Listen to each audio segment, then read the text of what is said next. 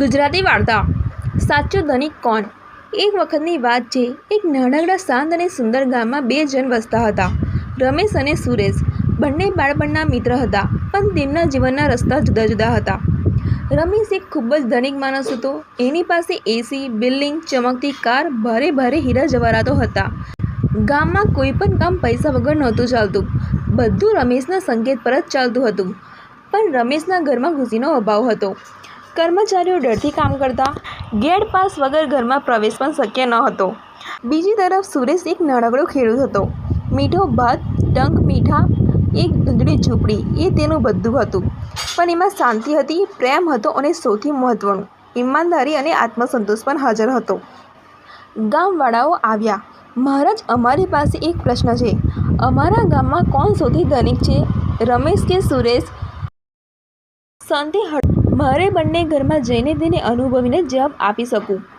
રમેશનું ઘર. સંત રમેશના ઘરમાં જાય છે.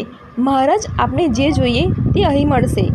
10 પ્રકારના ખાંડ પાક, 30 પ્રકારના ફળ, 5 પ્રકારના દૂધ અને હાથનો પાંદો પણ મિશ્રી જેવો.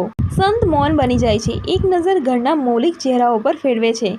અંદર જામી રહેલો દુઃખનો માહોલ, નોકરીઓના થરથરતા ચહેરા, નકલી હાસ્ય. સંત ધીરે ધીરે, તમારું ખૂબ ખૂબ આભાર રમેશભાઈ, હવે હું આગળ જાઉં. પછી સંત સુરેશના ઘરે આવ્યા. મહારાજ, મારા ઘરે આવો એ જ અમારા જીવનનું સૌભાગ્ય છે. મારા પાસે તો બહુ નથી, પણ હું જે છું તે પૂરેપૂરું આપવાનું ઈચ્છું છું. સુરેશ માથા પર ચાદર ઉઘાડી દે છે અને પોતાનો છેલ્લો રોટલો પણ સંત માટે મૂકે છે. સંત કહે છે, સુરેશ, તું તો સાચે સદ્ગુણોની ખાન છે. તને જોઈને તો ભગવાન યાદ આવે.